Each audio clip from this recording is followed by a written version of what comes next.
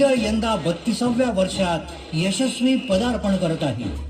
प्रतिवर्षी नयनरम्य देखावे सादर करण्याच्या परंपरेला अनुसरून मंडळाने यंदाच्या वर्षी सादर केलेला पौराणिक देखावा अहिल्याचा उद्धार. अहिल्याचा उद्धार.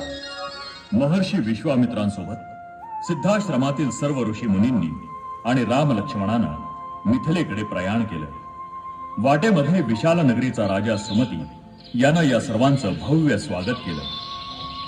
जेव्हा ते मिथिला नगरीजवळ पोहोचले तेव्हा त्यांना एक निर्जन आश्रम दिसला. रामाला या आश्रमाबद्दल माहिती मिळवण्याची इच्छा झाली. हे गुरुवर्य, या मिथिला नगरी जवळचा हा आश्रम संपूर्ण निर्जन कसा काय? राम, या आश्रमामध्ये एकेकाळी महान तपस्वी गौतम ऋषी आणि त्यांची पत्नी अहिल्या हे राहत होते.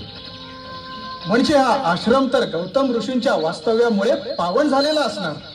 होय तर, परंतु देवाधिदेव इंद्राला अहिल्याचा मोह झाला. त्यांना तिचा उपभोग घेण्याची इच्छा अनावर झाली. मग पुढे काय झाले गुरुवर्य? एके दिवशी भल्या पहाटे गौतम ऋषी जेव्हा स्नानासाठी गेले तेव्हा इंद्र गौतम ऋषींचं रूप घेऊन अहिल्यास भेटावयास आश्रमात आला.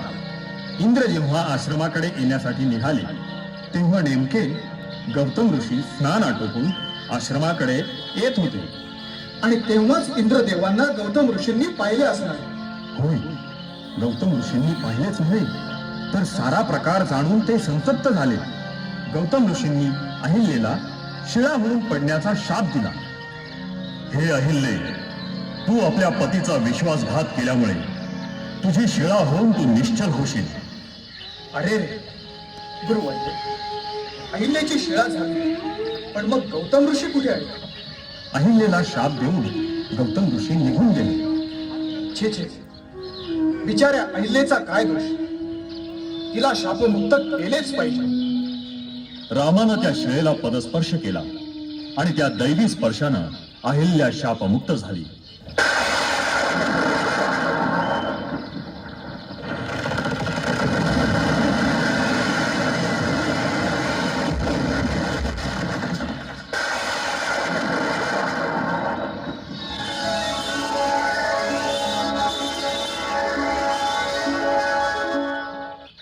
हे श्रीरामा, तुझ्या अनुग्रहामुळे आज मी शापमुक्त झाले.